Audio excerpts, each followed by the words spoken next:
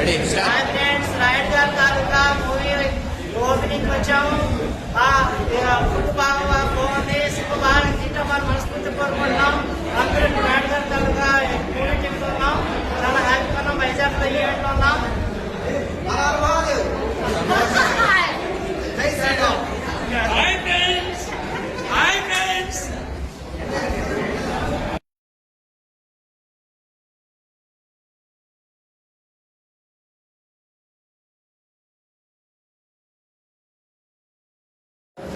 Hi friends అందరికి.